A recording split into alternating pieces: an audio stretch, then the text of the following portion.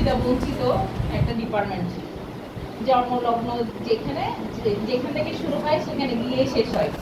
তারপরও আমরা যতটুকু পারি আমাদের নিরলস প্রচেষ্টা এবং শ্রম দিয়ে আমরা তৃণমূল পর্যায়ে গিয়ে কাজ করি এবং জাতীয় প্রোগ্রামগুলো সফলভাবে সম্পন্ন করি, কিন্তু আমরা প্রাপ্য সম্মানটুকু পাই না, কখনোই পাই না। কোনো ডিপার্টমেন্ট আমাদেরকে সেই মর্যাদাটা দিতে চায় না, কেন বুঝলাম না। সবাই শুধু বলে আমরা কাজ করি না, কিন্তু আমাদের কাজের পরিধিটা ঘরের ভিতরে, যার কারণে এটার প্রচার এবং প্রসারটা খুবই কম। সবসময় আমরা কাজ করি মাদের সাথে, শিশুদের সাথে, কিশোরীদের সাথে, কিশোরদের সাথে, হ্যাঁ, কিন্তু দেখা যায় সবাই বলে পরিবার কল্যাণ সহকারীটা কোন ডিপার্টমেন্টে, পরিবার পরিকল্পনা কর্মীরা তো কাজ করে না, ওদেরকে তো মাঠে ঘাটে কোথাও দেখা যায় না। আমরা থাকি ঘরের ভিতরে, বেডরুমে, তাহলে আমাদেরকে বাইরে কোথায় দেখা যাবে? আমাদের তো টেবিল চেয়ার নেই, হ্যাঁ।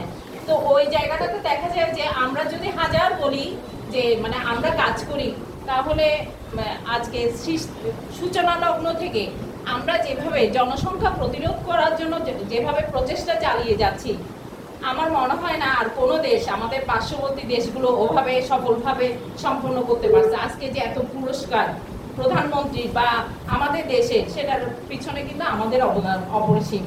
এই যে করোনাকালীন সময়ে আমরা নিজেদের জীবনের ঝুঁকি নিয়ে, পরিবারের ঝুঁকি নিয়ে আমরা যে গণটিকা সম্পন্ন করছি, সেখানে কিন্তু আমাদের অবদান 100-তে 100।